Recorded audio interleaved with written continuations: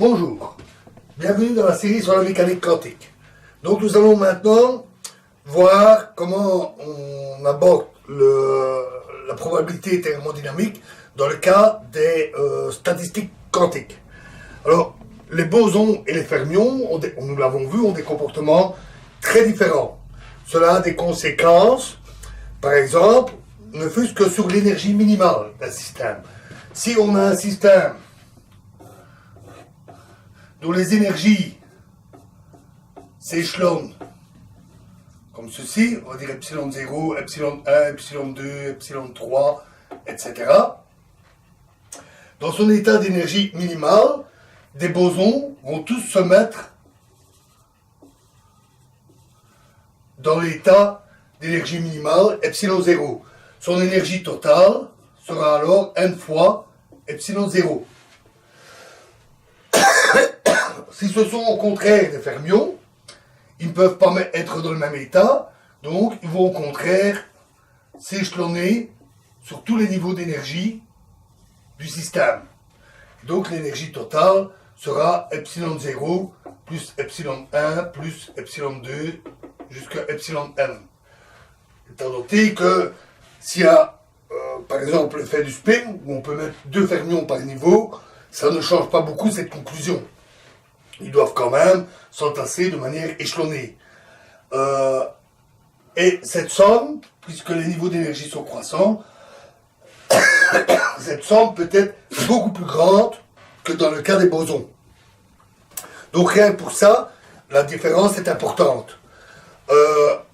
Notons que si on était à des énergies beaucoup plus grandes, à des niveaux d'énergie beaucoup plus élevés, par exemple à haute température, où l'énergie d'agitation thermique est très grande, ce qui excite les états des atomes et des molécules, et donc, à une énergie très grande, les particules vont être réparties un peu sur toutes sortes de niveaux, à d'énergie beaucoup plus grande. Dans ce cas-là, même pour des bosons, il sera plutôt rare d'en avoir deux sur le même niveau d'énergie. S'ils sont très étalés sur les niveaux d'énergie, il faudrait une coïncidence pour qu'il y en ait deux sur le même niveau. Et les fermions, ça ne les dérange pas, eux, puisque de toute façon, ils ne sont pas dans le même état. Et donc, dans le cas des hautes énergies, on comprend que la différence entre bosons et fermions doit s'estomper. Alors, comment calculer la répartition des particules, donc des Ni0, le nombre de particules par niveau d'énergie, dans le cas de la statistique de Fermi-Dirac. Commençons par celle-là. Alors, vous avez vu, on calcule ça en deux étapes. W0, la manière de répartir les particules dans les niveaux Ni, et puis les WI, le nombre de répartitions pour un niveau donné. Alors, le W0, c'est le plus facile. Dans le cas des statistiques quantiques, c'est très simple. Si on a, prenons par exemple celui-là, les particules sont indiscernables. Contrairement au cas de Maxwell-Boltzmann. Ce qui veut dire que mettre cette particule-là, là, ou la mettre là, ou les mettre dans l'autre sens, ça n'a pas d'importance. Toutes ces particules sont les mêmes, elles sont indiscernables. Dans tous les cas, c'est la même chose. Et donc, dans ce cas, W0 est simplement égal à 1. Voilà au moins quelque chose de facile. Voyons maintenant pour les WI. Donc, on a un niveau d'énergie, epsilon I donné, et on a GI cellules. Les particules, on en a NI. On va en avoir une là, par exemple, une là, une là, une là. Ce sont des fermions, donc il n'y a qu'une particule maximum par cellule. 0 ou une particule. Ils ne peuvent pas être dans le même état. Ça veut dire aussi d'ailleurs que NI est inférieur à GI, inférieur ou égal à GI. Que s'il était supérieur, on ne saurait pas y caser toutes les particules. Combien il y a de manières de placer NI particules dans GI case? C'est un problème d'arrangement typique combinatoire en probabilité. WI est simplement donné par GI factoriel, le nombre total de cellules, divisé par, donc ça c'est toutes les combinaisons possibles des cellules, divisé par NI factoriel, puisque c'est les combinaisons des cases occupées, puisqu'à nouveau les particules sont indiscernables, peu importe laquelle est dans quelle case, et divisé par NI moins GI factoriel, les combinaisons des cases vides, qui évidemment sont également indiscernables. Et WFD, c'est-à-dire la probabilité thermodynamique de Fermi-Dirac, est simplement donnée par le produit de tous les WI. À partir de là, c'est du calcul. Donc on va calculer le logarithme, on va appliquer la condition d'équilibre que nous avons vue.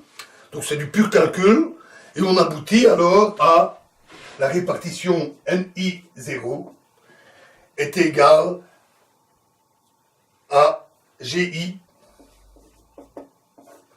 divisé par E.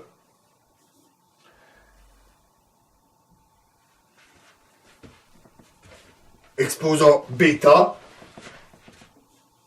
je rappelle 1 sur kt, epsilon i moins mu, plus 1.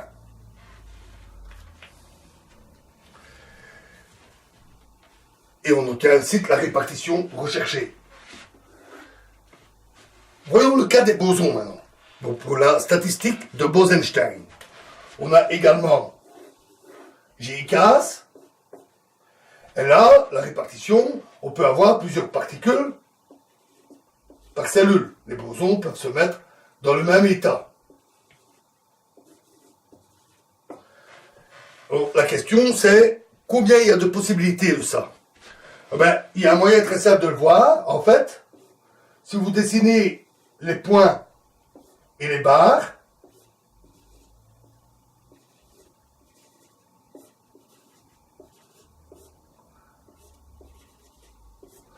ça revient, il y a toujours 2 barres aux extrémités, donc ça revient à classer au nombre de classements de NI points et de GI-1 barres.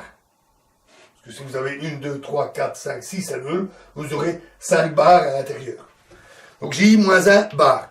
Et ça, c'est à nouveau le calcul d'arrangement, analogue à celui-là.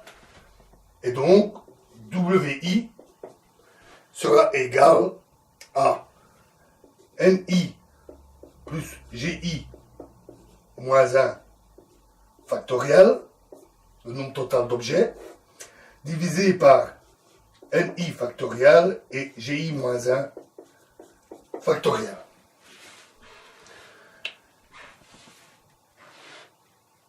À nouveau, la probabilité thermodynamique est le produit de tous les WI.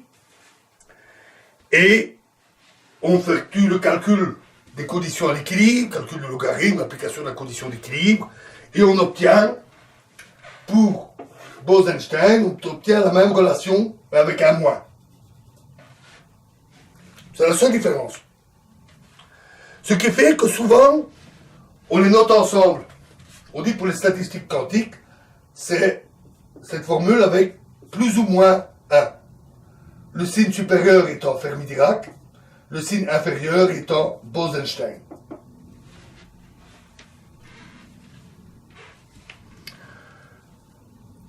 Alors, notons que le nombre de particules par domaine est proportionnel au nombre de cellules.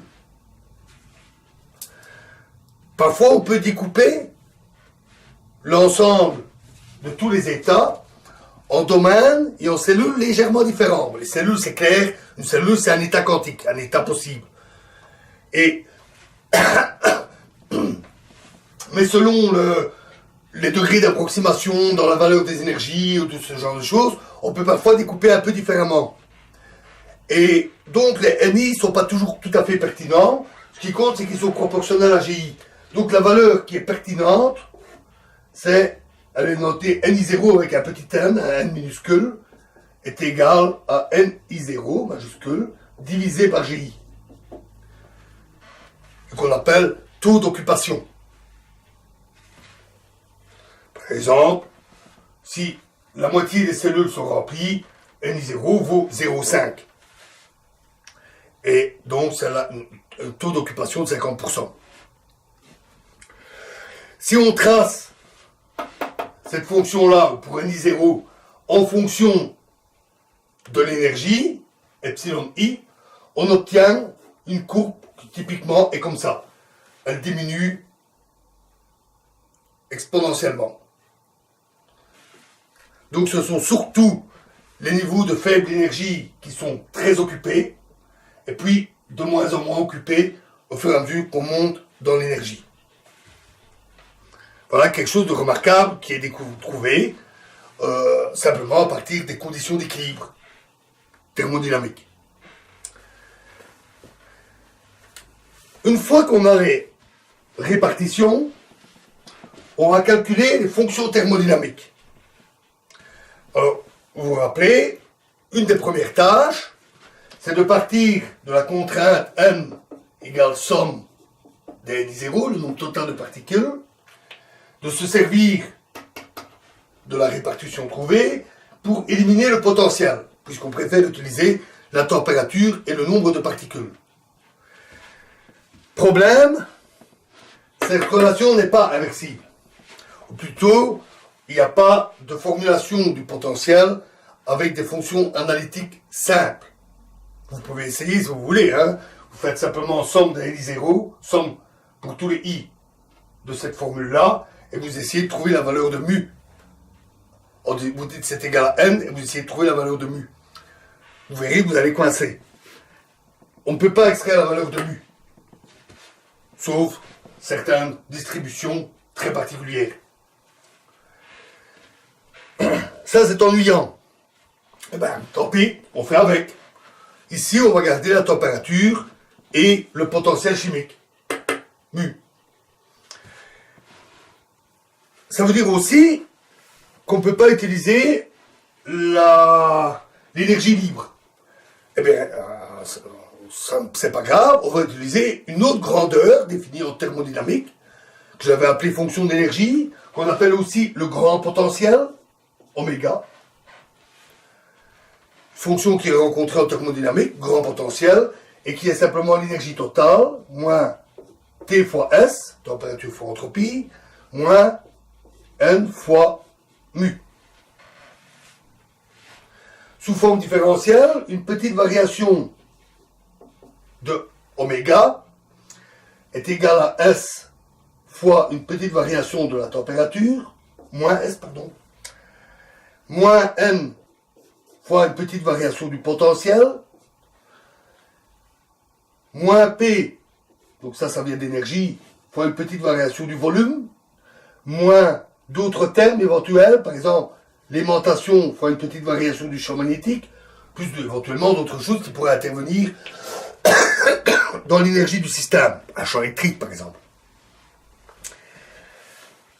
À partir de là, si on a l'expression de oméga, on peut en tirer les valeurs de l'entropie, du nombre de particules, de la pression, de l'aimantation, etc.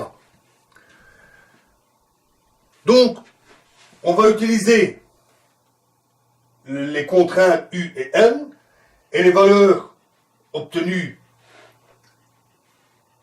pour les NI0, notamment la probabilité thermodynamique permet de calculer l'entropie, c'est K fois le logarithme de probabilité thermodynamique.